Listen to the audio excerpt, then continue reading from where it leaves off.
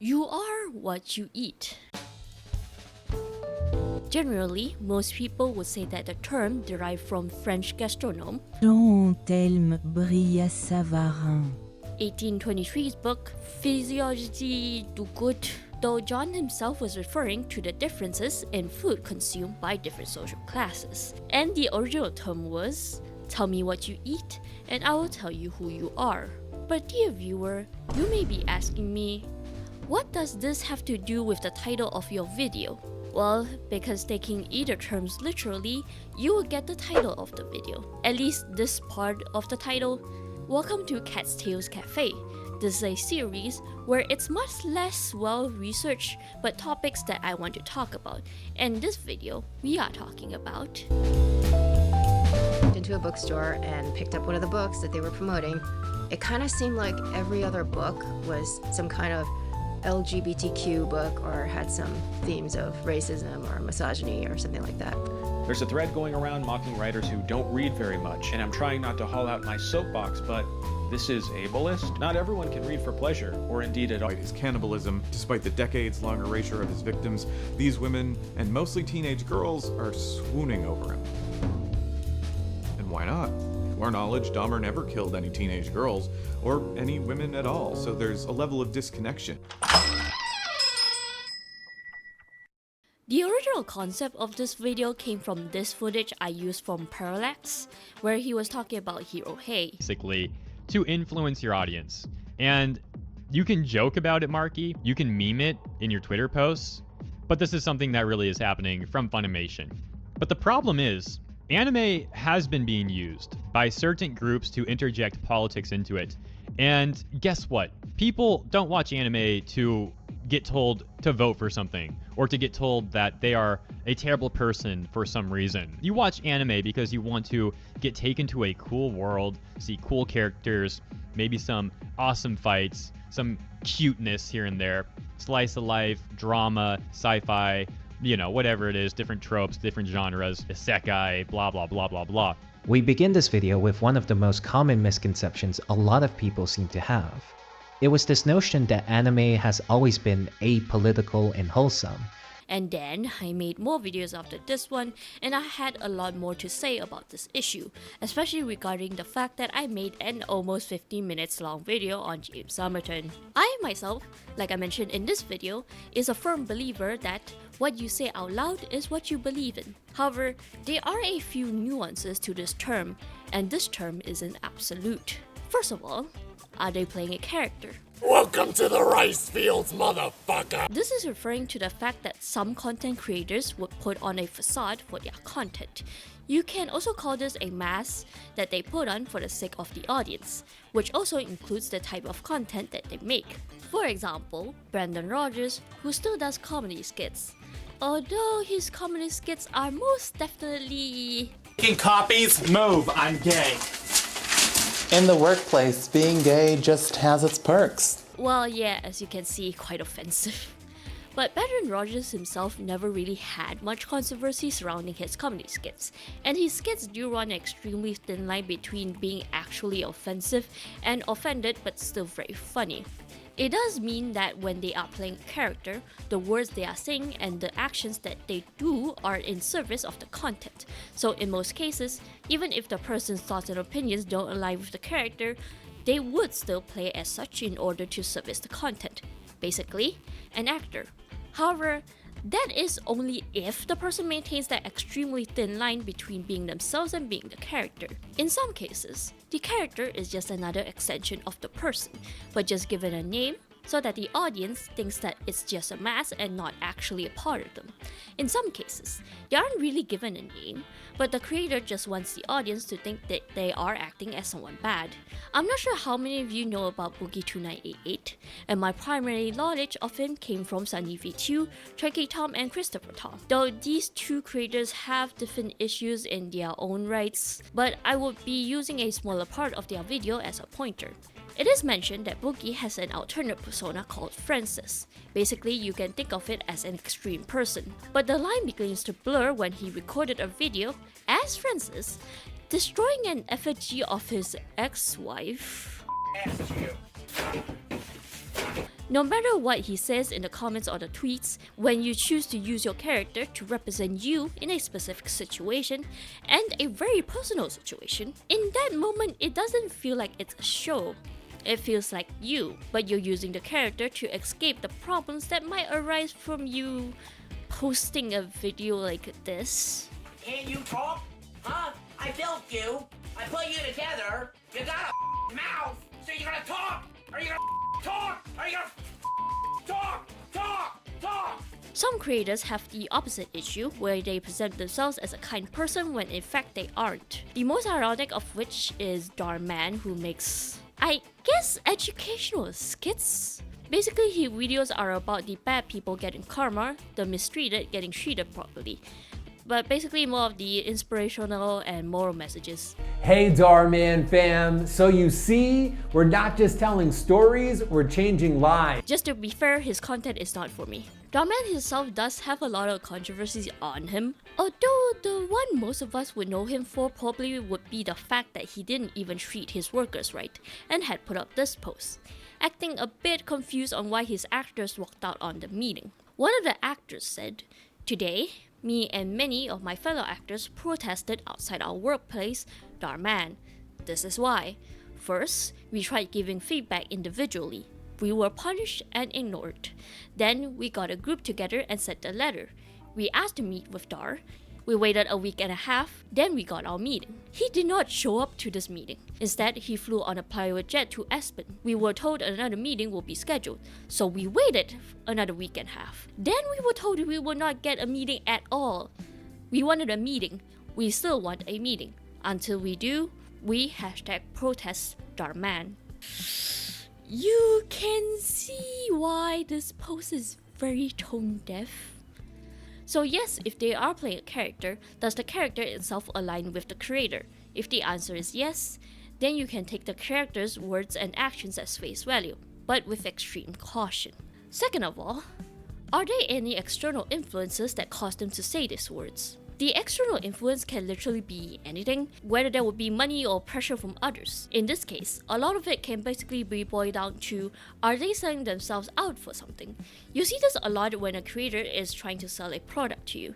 Generally speaking, ad reads don't really reflect much on the creator, besides scams and possibly major issues like BetterHelp, for example. I do not like creators who still accept BetterHelp sponsors after controversies that they have gotten into. In terms of service, they also say, "We cannot assess whether the use of the counselor is right and suitable for your needs." So what do? They don't take accountability for anything. Sure, they would have changed, but I want to avoid it altogether if I could. Yeah, we don't have $300 laying around. No, there are enough horror stories on TikTok where they share what I hope no one will ever have to experience in therapy. But sometimes, this just means that the content creator just fits himself into a particular box, and if they get out of it, it means that they lose more of their audience. Most of the time, this is by choice. So it's hard to say whether or not they have just decided that this is what they are now, or they are just releasing their inner demons. If we are talking about brands and products, then this is an easier story, since it just involves money. But if it's more personal, then this is something harder to judge. The one that comes to my mind is when I was making the Slop Channels video and Sunny V2's video on Chris before all the pedo allegations, and the words that Mr. Beast had said in reply to when Chris just came out as trans and the shit Twitter was saying, as per usual. So I understand that to Mr. Beast, his channel is a brand, and everything that he says will partially reflect on him and his brand. So it doesn't matter whether or not he believes that Chris doing this is good for her, Jimmy still has to stand on the positive side. Though I feel like they have been friends for so long that Jimmy probably more or less is okay with it, but none of us will know with absolute certainty. Though besides these two situations, there is, at least to me, one matter of fact that we cannot ignore. What you present in the videos are deemed as the truth, and also align with your beliefs. I know that misinformation made its way into our past videos. That was not something that we intended. Now, why do I say that? This can be proven by H-Bomb Guy's unused parts for Illuminati that he posted on his second channel. So I've only ever seen the name Centralia written down. Like, I've never heard it said out loud. I've only ever seen it on fan sites and forum posts when I've been arguing with people about Silent Hill, that sort of thing. So when I saw Blair's video, I assumed she at least knew how to pronounce it correctly, so I started saying it like that. It's actually pronounced Centralia! My own hypothesis, based on nothing but whatever little things I know about the human brain, which is nothing by the way, is that we aren't really wired to distrust people unless they give us a reason to not trust them. This is a lot worse online because sometimes you can't even see the person. On the case of videos, they are well masked behind whatever role they have as a content creator. I would imagine that it's extremely tiresome if you just have to give everyone you watch the benefit of the doubt when he looks so trustworthy, right? But that arises another issue. Is that because we take everything they say at face value in the moment, if you don't think about it more, it will just be stuck with you. The only way I can possibly account for anyone saying that this is straight is a bunch of women and girls who are experiencing the most willful ignorance I've ever seen. Though that also does mean that as a viewer, what the content creator said is taken at face value. I have a belief that anything you choose to say out loud and show to your audience, you're basically telling them, hey, this is what is true, including my very own biased opinion. I have made videos on many different content creators. I'm kidding, I haven't even mentioned that many. However, at the current making of this video, the worst offender of I don't know what I was putting out to the public is Mr. Cis White Gay Man James Summerton. From the viewer's standpoint, it doesn't matter if you are aware of this or not.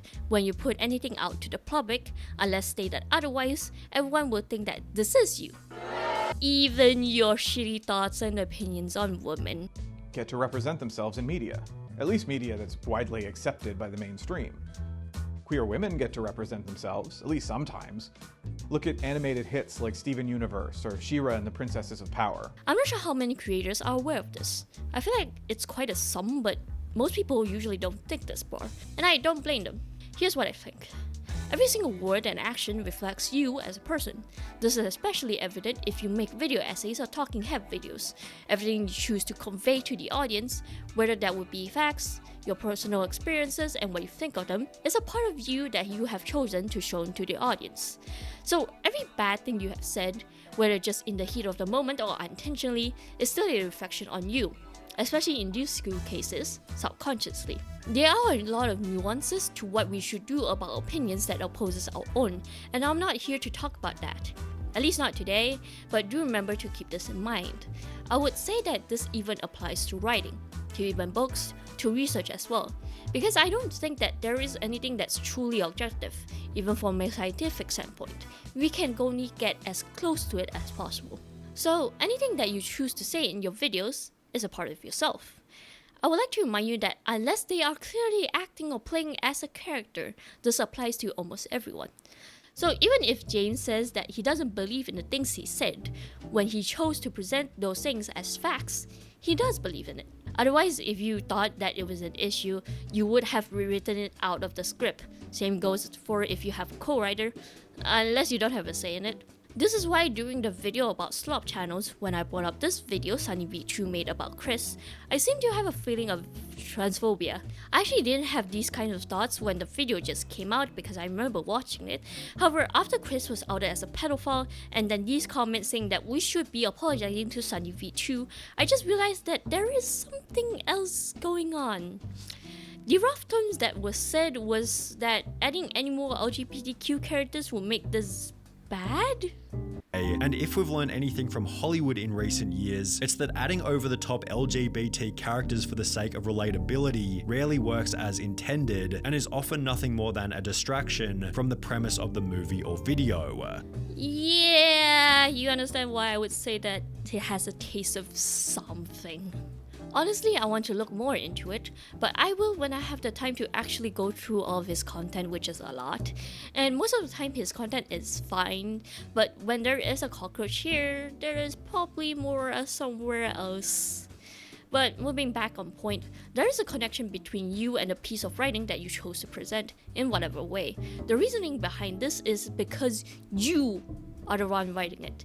You're the one that's writing the script. You're the one that puts all of this information together, compiling them, and then presenting your findings to the internet. This applies to drama channels, rants, actual retrospectives, telling a story, true crime, blah blah blah. Basically, most of us are in the same boat. Best metaphor I have before I tell you the term: you're doing homework on an article and naturally the teacher will ask you what you think of the article, or what the author of the article is trying to say. Basically, reading comprehension. Anything you write down as an answer is your answer to the article you have read. Sure, many of you and your classmates would come to the same conclusions, but in the teacher's eyes, it's your own conclusion that you made up. Now, think of the teacher as the audience. You're basically presenting your own conclusion to them. No matter what conclusion you have, whether or not that matches with the others, but that conclusion is something that you have come up with on everything that you have seen and known. So this can be seen as you. This is why when I very briefly introduced James Somerton, I mentioned that he does video essays through the LGBTQ community lens, and everyone sees even the same info through a lens, depending highly on your life experience, on what you have known, on how much information that you have known. So even if we are seeing the same thing, we will view it through a different lens, and that's how you get to a different conclusion. And so to answer this question, the actual answer is depends. Okay, I know that we made a huge roundabout to something too vague, but that's how life is most of the time. But we can't end it here just yet. I'm not sure if you have noticed the time, but there's still more. I think you know now that I can yap. We haven't even talked about... Hi. If you've been watching me for a while, then you know that I have done a lot of things in my past that I hate, that I wish I could make go away. So this one has a technical, straightforward answer, but it's only a technicality. You cannot determine if a person has changed if they just apologize for it, especially for content creators. Even if they were pressured to apologize for it, just because they did doesn't mean that they think of it differently. Just in that time frame, they have chosen to act otherwise until it was reviewed again. The only really good way to tell if the YouTuber has grown from their viewpoint is very heavily depending on how they talked about it. Views can change over time. The older you are, the more experienced life, the more that you agree or disagree with certain elements, or in a mindset where you would understand both sides. I will use a very controversial example about the new laws in some countries requiring you to present your ID before you could be on social media. On one hand, I understand the dangers of social media on children, especially with many different cases that we see now, and how dangerous social media is to children, considering how it even damages the adults. But I also don't agree with doing it this way, aside from the fact that big corpos won't protect us, though most of the times it's really the parents' work to try and guide their kids. But also, if you remember when we were just a child, we hated lectures from our parents. No matter if they hit you or not, we always hated those. And the internet had gotten really popular in about the last few decades or so it's hard to even know about how to teach your children about the dangers of the internet and strangers. So yeah, it's quite a complicated issue. Though moving back on topic, there's also no one true way of testing if a YouTuber has different thoughts and opinions, especially for the creators who were on the platform for over a decade and have participated heavily in the edgy, offensive humor that would be deemed as extremely problematic today, especially blackface. They can probably denounce it, but they might still think that it isn't a big issue. So really, it isn't a very reliable way to know if the creator has grown from their previous experience. So really, it's not a very reliable way to know if the creator has grown from their previous experience. It doesn't matter if you are an influencer, I hate that word, a content creator, or a writer, or just a fucking random nobody. Every word you spat out on the internet will be taken literally, because we cannot tell intents and tones through code words. But then again, when you say problematic views and you think that it's totally okay since you're broadcasting it to basically everyone. And before anyone decides to tell me otherwise, let me use the words from Mr. David Achu. Also go check out his videos, absolutely love his energy. You know social media is public, right? Especially when someone like James Somerton, it seems like I love him, but I don't. He's just on my mind for the time being because I made a very long video about him. Keeps claiming that he doesn't mean anything. But when even back in 2022, there were already people criticizing his content. There's no way he doesn't know what is happening. Hell, even your own comments will sometimes point it out if you haven't deleted them. It doesn't matter how aware of it you are. You, as a creator, are responsible for every word you have ever said, even if you have a co-writer. It is your responsibility as a creator to know what effect it would have from the content that you're so happily and so proudly displaying to the masses. And it's on every single netizen on the internet to know that a flood of words hurts a lot more than expect. I'm starting to wonder if the video is supposed to be a rant video, because it really sounds like it. This is the type of content you subscribe for, dear patron. Or if you are new here, just get used to this. Anyways, I have a lot more things to say, and until I gain more news perspective on this matter, we will end it here. My name is Amelia, and this is the Cat Sport channel, and I talk about whatever I'm interested in at the moment. See you in the next video. Bye bye!